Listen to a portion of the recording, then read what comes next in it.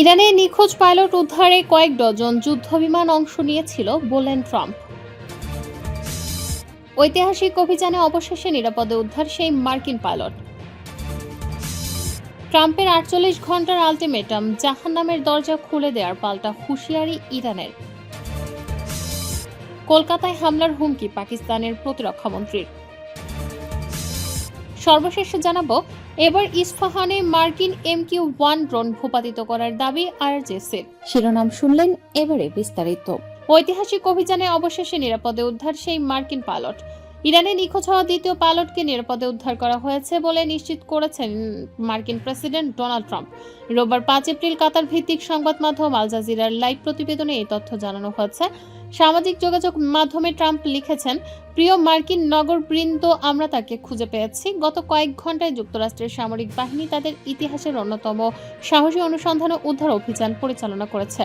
মার্কিন প্রেসিডেন্ট আরও লিখেছেন, এই অভিযানটি ছিল আমাদের এক অসাধারণ ক্রু সদস্য কর্মকর্তাকে উদ্ধারের জন্য, যিনি একই সঙ্গে একজন অত্যন্ত সম্মানিত কর্নেল। আপনাদের জানাতে পেরে আমি অত্যন্ত আনন্দিত যে তিনি এখন সম্পূর্ণ নিরাপদ ও সুস্থ আছেন।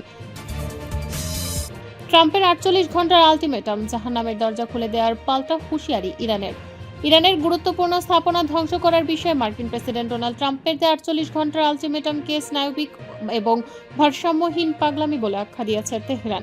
ট্রাম্পের সুরেই পাল্টা হুঁশিয়ারি দিয়ে ইরান জানিয়েছে, হামলা চালানো হলে যুক্তরাষ্ট্রের জন্য জাহান্নামের দরজা খুলে দেওয়া হবে। গতকাল শনিবার ইরানের খাতাম আল আনবিয়া সেন্ট্রাল হেডকোয়ার্টার্সের জেনারেল আলী আবদুল্লাহি আলিয়াবাদী এক বিবৃতিতেই কড়া জবাব দেন। সম্প্রতি ট্রাম্প তার সামাজিক যোগাযোগ মাধ্যম ট্রুথ সোশ্যালে এক পোস্টে হুমকি দেন, যদি আগামী ৪৮ ঘন্টার মধ্যে শান্তি চুক্তি না হয় এবং কৌশলগতভাবে গুরুত্বপূর্ণ হরমুজ প্রণালী পুরোপুরি খুলে দেওয়া না হয়, তবে ইরানের নরক নেমে আসবে। ট্রাম্পের এই হুমকির জবাবে জেনারেল আবদুল্লাহি বলেন, আগ্রাসী মার্কিন প্রেসিডেন্ট একের পর এক পরাজয় মেনে নেওয়ার পর এখন মরিয়া হয়ে ইরানের জাতীয় সম্পদ ও অবকাঠামোকে লক্ষ্যবস্তু করার হুমকি দিচ্ছেন। এটি তার বোকামি ছাড়া আর কিছুই নয়। কলকাতায় হামলার হুমকি পাকিস্তানের প্রতিরক্ষামন্ত্রীর। দুঃসাহসিকতার বিরুদ্ধে ভারতকে কঠোর জবাব দেওয়ার হুঁশিয়ারি দিয়েছে পাকিস্তান। প্রয়োজনে পশ্চিমবঙ্গের কলকাতাও হতে পারে দেশটির লক্ষ্যবস্তু।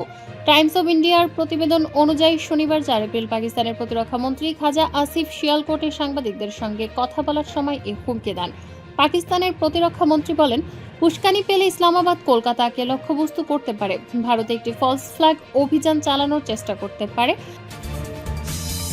এবার ইস্পাহানে মার্কিন MQ-1 ড্রোন ভূপাতিত করার দাবি আইআরজিসির।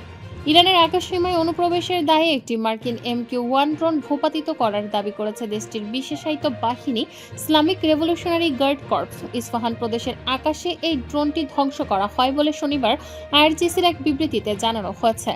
এর আগে হরমুজ প্রণালীর কাছে মার্কিন যুদ্ধবিমান ভূপাতিত করার খবরের পর ড্রোনের এই ঘটনাকে চলমান সংঘাতের নতুন ধাপ হিসেবে দেখছেন বিশ্লেষকরা। অন্যদিকে ড্রোন ভূপাতিত করার খবরের মাঝে ইরানের রাজধানী তেহরানে বড় ধরনের বিমান হামলা চালিয়েছে ইসরায়েল। ইসরায়েলি প্রতিরক্ষা বাহিনী দাবি করেছে, তারা তেহরানের গুরুত্বপূর্ণ সামরিক অবকাঠামো, ক্ষেপণাস্ত্র উৎপাদন কেন্দ্র এবং আইআরজিসির আকাশ প্রতিরক্ষা ব্যবস্থা লক্ষ্য করে এই হামলা চালিয়েছে। আইডিএফ জানায়, ইরানের আকাশ প্রতিরক্ষা সক্ষমতা গুড়িয়ে দিতেই এই সুনির্দিষ্ট অভিযান পরিচালনা করা হয়েছে। ইরানের নিখোঁজ পাইলট উদ্ধারে কয়েক ডজন যুদ্ধবিমান অংশ নিয়েছিল বললেন ট্রাম্প। ইরানি বাহিনীর হাতে ভূপাতিত মার্কিন যুদ্ধবিমানের নিখোঁজ পাইলটদের উদ্ধারে এক শ্বাসরুদ্ধকর নজিরবিহীন অভিযান সম্পন্ন করেছে যুক্তরাষ্ট্র। ইরানের গভীরে দীর্ঘ তল্লাশির পর নিখোঁজ 2 পাইলটকে জীবিত উদ্ধার করা হয়েছে। ইস্টার সানডের প্রথম প্রহরে এক বিশেষ বার্তায় প্রেসিডেন্ট ডোনাল্ড ট্রাম্প এই সফল অভিযানের কথা নিশ্চিত করেন।